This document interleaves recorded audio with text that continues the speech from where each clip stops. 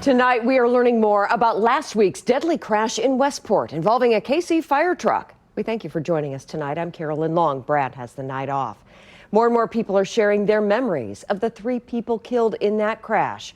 KCTV5's Betsy Webster joins us live now, where one of those victims worked. Betsy?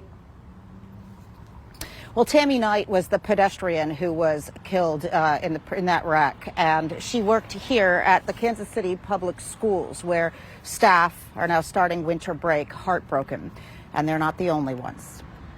Alternate your foot stretch, like a little prance there. Tami Knight was a regular at Club Pilates in Liberty. I saw it on a daily basis. Patrick Copley, the owner, says Tami brought light and positivity to everyone there. One of those people who never had a bad day. One of those people who always had something coming up on the horizon, whether it was scuba diving or skydiving or hiking. A spokesperson at KCPS who worked closely with Tami described a now especially meaningful interaction. Tami was our quiet rock star data analyst, the spokeswoman wrote. The night of her death, she spent time telling each of her teammates personally why she was grateful for each of them. It gives me emotional goosebumps just thinking about it. Tami was on the sidewalk when an SUV and fire truck collided, hitting a building, which collapsed. She was found under the rubble the next morning. Police told us the fire truck passed through the intersection on a red light with their lights and sirens activated.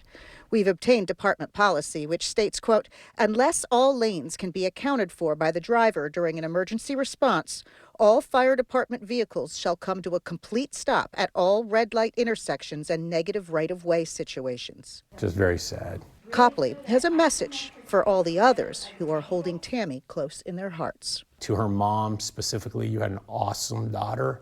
We'll never forget her.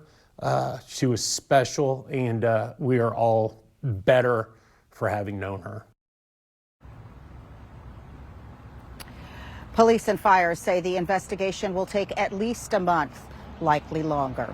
Live in Kansas City, Missouri, Betsy Webster, KCTV5 News. Betsy, thank you. And the 2 people in the SUV were also killed. Jennifer San Nicolas was driving a coworker home from a nearby restaurant where they worked. That coworker, Michael Elwood, was planning to move back home to help care for his mother, who is battling cancer.